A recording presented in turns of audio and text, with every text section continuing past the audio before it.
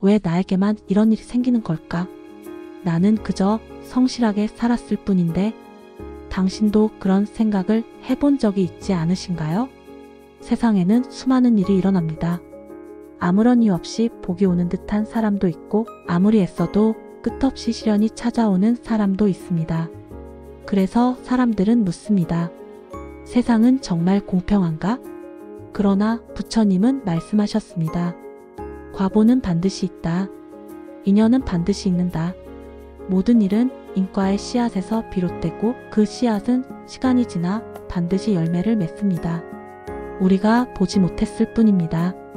서울 외곽의 오래된 아파트. 47세의 남자 현우는 오늘도 새벽같이 눈을 떴습니다.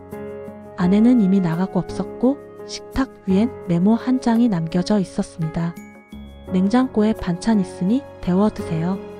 성민이 등록금 이번 달도 늦지 않게 부탁드려요. 현우는 허탈하게 웃으며 커피포트를 올렸습니다. 이 남자는 평생을 남에게 해코지 한 적도 없고 거짓말 한마디 없이 살아온 사람이었습니다. 하지만 돌아오는 건 항상 시련뿐이었습니다. 친구의 보증을 잘못 썼다가 빚더미에 올랐고 아들이 다니던 학원은 그의 월급보다 더 많은 돈을 요구했고 직장에서는 늘 착한 사람이 이용당하기 일쑤였습니다. 그날 밤 그는 자신에게 속삭였습니다. 부처님, 착하게 살면 복 받는 거 맞는 거죠? 왜 저는 이렇게 힘들기만 한 걸까요? 다음 날 현우는 집 근처에 새로 생긴 작은 선원을 찾았습니다. 그곳엔 지우 스님이라는 법명을 가진 한 스님이 머물고 있었습니다. 현우는 조심스레 물었습니다. 스님, 전 참 착하게 살았다고 생각합니다. 그런데 왜 이렇게 불행이 끊이질 않죠? 지우 스님은 차를 따르며 조용히 웃었습니다. 그대는 오늘의 삶만을 보고 말하는 것이요. 하지만 이 삶은 지금 당장만이 아니라 과거의 모든 인연이 만들어낸 결과요. 현우는 이해할 수 없다는 듯 고개를 갸웃했습니다. 전 도무지 기억이 안 납니다. 전생에 제가 무슨 큰 죄를 지었단 말입니까? 스님은 말했습니다. 기억은 없어도 그 씨앗은 당신 안에 살아있어. 마치 뿌려놓은 씨앗이 언젠가는 싹을 틔우듯이 그대가 지은 업도 반드시 인연 따라 열매를 맺는 것이요. 스님은 작은 비유를 들려주었습니다. 어느 날 한 나무꾼이 숲속에서 불을 피웠소. 바람이 세차게 불자 그 불꽃은 멀리 날아가 어느 마을의 초가집 지붕에 불을 지폈지요. 불이 나기까지는 1년이 걸렸소. 나무꾼은 기억도 못할 일이었소. 하지만 그 불은 결국 그의 책임이요. 현우는 조용히 고개를 끄덕였습니다. 그럼 지금 제가 겪는 고통도 언젠가 제가 지핀 불꽃이라는 말씀이신가요? 그렇소. 그러나 두려워할 필요는 없소. 인과는 결코 복수하지 않소. 그것은 그저 자연의 법칙이요. 오늘 그대가 짓는 선업도 훗날 누군가에게 따뜻한 햇살이 될 것이요. 스님은 또 다른 이야기를 꺼냈습니다. 실화에 가까운 이야기였습니다. 20년 전 어느 시장통에 순자라는 노파가 있었소. 아이 둘을 혼자 키우며 폐지를 주워 생계를 유지했지요. 어느 날 폐지를 줍다 허리를 다쳐 꼼짝도 못했소. 비가 내리던 날 비닐도 없이 쓰러져 있었소. 그 모습을 본 고등학생 하나가 자기 우산을 씌워주고 집까지 업어다 주었소. 세월이 흘러 그 학생은 어려운 가정 형편 때문에 대학 진학을 포기할 위기였소. 그런데 갑자기 장학금이 배정됐지요. 알고 보니 그 순자 노파의 막내 아들이 지역 기업의 대표가 되어 우연히 그 사연을 알게 됐던 것이요. 그 한 번의 자비가 10년 후 복이 되어 돌아온 것이지요. 며칠 후 다시 선원을 찾은 현우.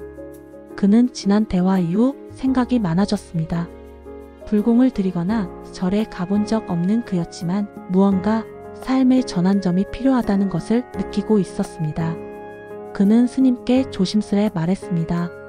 스님, 제가 지은 업이라면 어쩔 수 없는 거겠지요. 그래도 지금부터라도 달라질 수 있을까요? 지우 스님은 고요한 미소로 고개를 끄덕였습니다. 달라질 수 있습니다. 아니, 반드시 달라집니다. 업은 흐르는 물 같아서 지금 짓는 마음과 행동이 과거의 업도 씻어내고 새로운 물길을 트게 합니다. 스님은 참회의 의미를 설명해 주었습니다. 단지 기도문을 읽는 것이 아니라 내가 어떤 마음으로 살아왔는지 스스로를 돌아보는 것이 참회의 첫걸음이라 하셨습니다. 참회는 두려워하는 것이 아닙니다. 두 눈을 뜨고 내가 만든 어둠을 직시하는 용기입니다. 그리고 다시는 그 어둠에 머물지 않겠다는 서원이요. 스님은 일기 쓰듯 마음을 적는 참회문을 권했습니다. 그리고 이렇게 말씀하셨습니다. 한 줄이라도 좋습니다. 그대가 진심으로 뉘우치고 다시 밝게 살겠다는 마음이면 그 순간부터 그대의 업장은 서서히 녹기 시작합니다. 그날 밤 그는 처음으로 스스로를 위한 글을 썼습니다. 낯설고 어색했지만 마음속에서 어떤 결심이 생겨났습니다. 이제라도 누군가에게 밝은 사람이 되어 보자고. 며칠 후 현우는 다시 선원을 찾았습니다. 그는 물었습니다. 스님, 좋은 일을 많이 하면 정말 복이 오나요?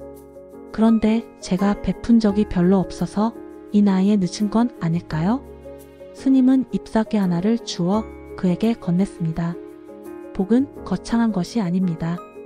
길가에 떨어진 나뭇잎 하나를 주어 밟히지 않게 옮기는 것도, 개미 한 마리를 피하려 걷는 것도, 지하철에서 눈을 마주치며 웃어주는 것도 복 짓는 일이요. 그는 덧붙였습니다. 복은 사람을 밝게 하는 것. 그대가 주변을 밝히면 그 빛은 반드시 돌아옵니다. 그날 이후 현우는 작은 것부터 실천하기 시작했습니다. 퇴근길에 늘 지나치던 거리 청소, 아주머니에게 인사하고 계단 앞에 놓인 쓰레기를 치워보고 회사 후배가 실수해도 조용히 도와주었습니다. 그는 아직도 힘들었지만 마음 한구석에서 작고 따뜻한 무언가가 움트고 있었습니다. 어느 날 스님은 이렇게 말씀하셨습니다. 사람들은 업을 두려워합니다. 하지만 부처님은 업을 두려워하시지 않았습니다. 업을 알아차리고 그것을 넘는 길을 제시하셨지요. 현우는 물었습니다. 어떻게 넘을 수 있습니까? 자비로 넘습니다. 스님은 부처님의 일화를 들려주었습니다. 앙굴리말라. 그는 살생의 업을 반복한 자였습니다.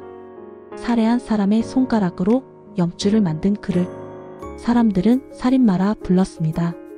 그러나 부처님은 그를 외면하지 않으셨습니다. 오히려 그의 앞에 서서 말씀하셨습니다.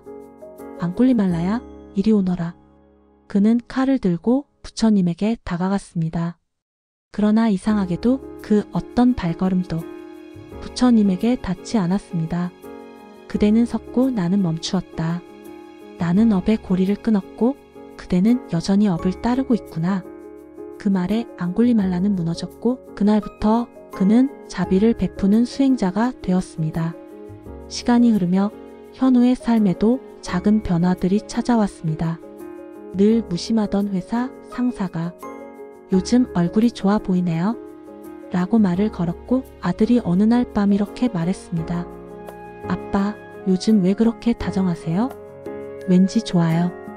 같이 있으면 마음이 편해요. 그리고 현우는 문득 깨달았습니다. 세상이 바뀐 것이 아니라 자신의 마음이 먼저 바뀌었고 그 변화가 파도처럼 주변에 퍼지고 있다는 것을. 어느 날 현우는 스님께 마지막으로 물었습니다. 스님, 이젠 조금은 행복해지고 싶은데 그걸 바라는 것도 욕심일까요? 스님은 웃으며 대답하셨습니다. 욕심은 나만 채우려는 마음이고 소망은 함께 채워가려는 마음이지요. 그리고 이렇게 덧붙였습니다. 부처님께서 말씀하셨습니다. 너는 너의 등불이 되라. 그대가 지은 업은 그대만이 녹일 수 있고 그대가 짓는 복은 그대만이 누릴 수 있다. 현우는 말없이 고개를 끄덕였습니다. 그날 이후 그는 매일 아침 한 문장을 마음에 새깁니다. 내가 짓는 마음 하나가 나의 미래가 된다. 그의 삶은 여전히 완벽하지 않았습니다. 힘든 날도 있었고 짜증나는 일도 여전했습니다. 하지만 그는 더 이상 왜 나만이라고 말하지 않았습니다. 이제는 고요히 되묻습니다. 내가 오늘 어떤 씨앗을 뿌렸는가? 여러분, 지금 어떤 마음으로 이 영상을 보고 계신가요? 그 마음이 바로 여러분의 다음 인연이 될 것입니다. 인과응보는 분명합니다. 하지만 그 운명의 방향은 지금 여러분이 선택할 수 있습니다. 업보는 무섭지 않습니다. 그것은 나의 과거를 보여주는 거울일 뿐입니다. 이제 그 거울을 고요히 들여다보며 오늘의 마음을 밝게 지어보세요. 복은 반드시 돌아옵니다. 우리가 남긴 말 한마디, 손짓 하나, 그 모두가 다시 나에게로 돌아오는 인연의 길목에서 기다리고 있습니다.